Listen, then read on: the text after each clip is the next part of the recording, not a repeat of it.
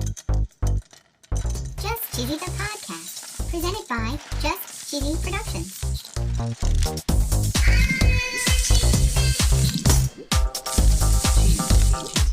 Hi there, I'm your host, Fondue. I'm Cheesy. In this week's episode, we're talking about something near and dear to my heart. It is Fun with Fondue Month. You have your own month. We're going to be talking about fondue history, cookware, etiquette, and safety. We're even going to learn about some record-breaking fondue sets. Really? And we're going to talk about a cheese-shaped AirBnB in Wisconsin. Holy cow. And of course, no episode would be complete without our cheesy joke. Yeah, joke. Stay tuned for episode 103, Fun with Fondue, on Just Cheesy, the podcast.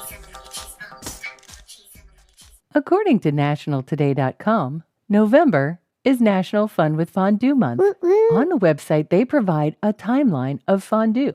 And in one of the quotes here, it says that in 1699, the earliest known recipe for cheese fondue appeared in a cookbook in Zurich under the name, I'm so sorry, Kass mit Wein zu kochen, to cook cheese with wine. And it calls for grated or cut up cheese to be melted with wine and bread to be used for dipping. Yum. On the website wisconsincheese.com, they talk about an even older history. Really? They say that fondue can be traced back centuries earlier to almost 800 BC, Holy cow. which is in the time of Homer's Iliad. Whoa. And they say that literature from that era describes a mixture of goat's or sheep's milk cheese with wine and flour, Wow. which they say is shockingly similar to today's fondue. Yep. There's seemingly no real way to pinpoint fondue's origin. Oh. In the 1800s, in French and Swiss regions of the Alps, fondue was born out of necessity. Oh. They used aged cheeses and bread during the winter months when fresh food was not very available. Gee darn. They say here that shockingly, fondue remained a local tradition until around the 1930s. Whoa. When the Swiss Cheese Union ran a successful campaign to name fondue as the national dish of Switzerland. Nice. Of course, the dish became popular. Yeah. Subsequently, the German and Swiss immigrants brought this fondue tradition with them to places like Wisconsin. The website provides a really fun fact that the word fondue originates from the French word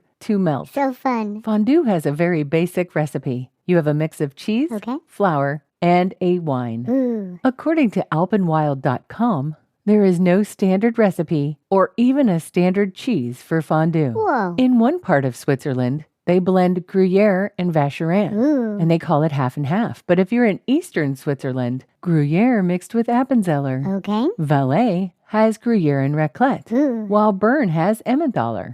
They even say that there are other add-ins that you can find. Really? A lot of times there's wine and garlic. Yeah. But sometimes there's herbs, paprika, cayenne, nutmeg, mustard, and sometimes tomato coulis. Yummy. And they dip things in it like potatoes, cornichons, pickled onions. Yum. Seems like there's no real rule to what can be dipped in fondue. Nice. Last year, we talked a little bit about fondue and some of the things that you can dip in it and some of the things like hot pot or chocolate or cheese. We're going to expand a little bit on the cookware. The traditional cooking vessel for fondue is called a caculon. Sure it is. And I'm sorry it's French, I may be messing that up. Yep. It's a French word that's derived from the East French dialect word cacle, which is German, meaning earthenware casserole. Oh. The caculon is very similar to a portable stove, and it says that this vessel is placed over a spirit burner at the table. A spirit burner could use a candle or alcohol or sterno. Oh. According to the WashingtonPost.com, there are 4 types of fondue pots. The first 3 are typically sold in sets. We have glazed ceramic, stainless steel, and enameled metal. Right. Some of the burners may be filled with sterno or an ethanol-based gel fuel paste. Okay. The 4th type of fondue pot is electric, and it has an adjustable temperature control. Most of them come with 6 or more skewers, and they can range in price from $20 to over $1,000. Whoa. They say that glazed ceramic fondue pot is best for cheese fondue. It's shallow and it conveys heat evenly. Okay. The stainless steel pots are good for the hot oil or Mongolian hot pot. Ah. The metal transfers heat quickly, but it is not conveyed evenly. Oh. Metal pots of cast iron, hard anodized aluminum, and electric fondue pots Okay. can usually be used for a wide range of fondue applications. Nice. Fondue pot manufacturers are not a sponsor. Nope. But if they were, the ad would go right here. Have you ever wanted to listen to the web? Yeah. Well, Newsly makes that possible. They do? They're an all-in-one audio super app for iOS and Android. Super app. You can listen to trending articles on the web on topics that you choose and get them read to you in a natural human voice. What kind of topics? Sports, Cheese? tech, business, science. Cheese? I'm sure there's even cheese. Yay! They even have an entire section for podcasts. Are we there? Of course we are. Ooh. It's one of my new favorite podcast apps. They even have digital radio. Holy cow. Just go to www.newsly.me to download it free. Whoa. Or use the link in the description. If you use the promo code Cheesy, that'll get you 1 month free premium subscription. Yay, Newsly. Now, back to the podcast.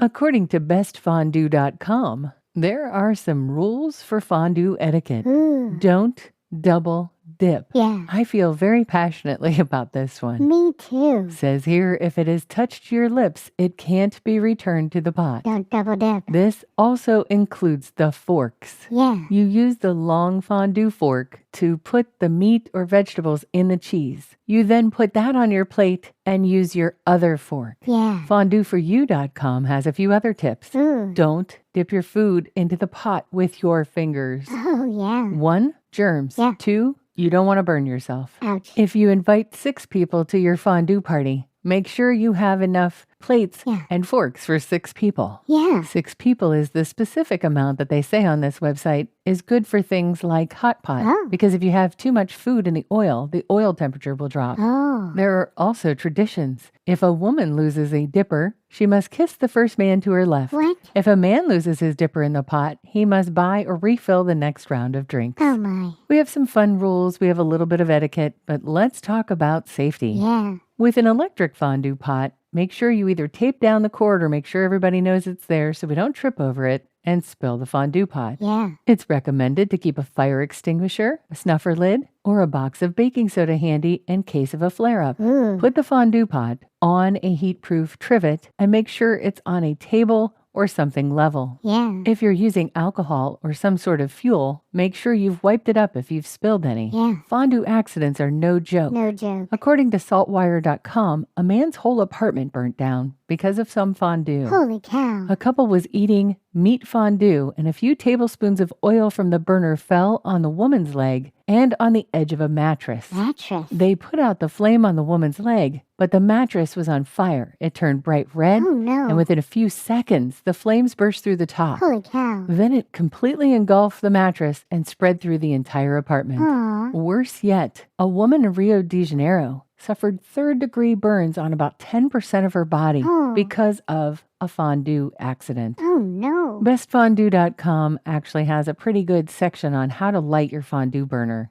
If you have an alcohol or gel burner, never fill the alcohol burner while it is still hot. Never. And never overfill it. Never. The young woman in Rio was eating fondue. Her boyfriend lit the gel alcohol, but unfortunately it looked like the fire was lowering, and so he was putting more alcohol on it. Oh, He no. did that a few times until an explosion happened. Oh, no. Fire engulfed the young woman. She spent 40 days in the ICU. Oh, no. She needed 21 surgeries and 150 stitches. Holy cow. So please be very careful with your fondue pot. Yeah. According to GuinnessWorldRecords.com, Switzerland has the largest fondue set. Whoa. It measures 8 feet 6 inches in diameter Whoa. and it's 5 foot 3 inches deep. Jeez. It has 2 forks that are 8 foot 6 inches long. Oh. And a runner-up is at FondueVilla.com. They have a giant fondue pot. It's officially named the Colossal Calculon in Switzerland. Wow. It's big enough for a small child to fit inside, Holy cow. and it's considered Fondue Villa's cheesy mascot. Ooh. It's time for my favorite segment. This week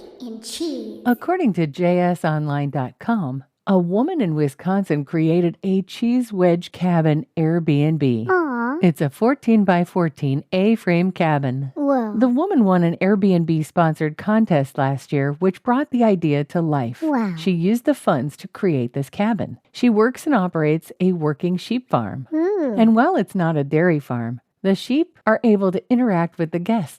They have apples on hand, and if you hold an apple, they say some of the flock will come over and eat an apple from your hand. I'm ready for a joke, Fondue. Okay, what did Swiss cheese say to the cheese grater? I don't know. I've got my eyes on you. So silly. Yep, So silly. I thought it was silly too, Yeah. but it was definitely a little bit cheesy.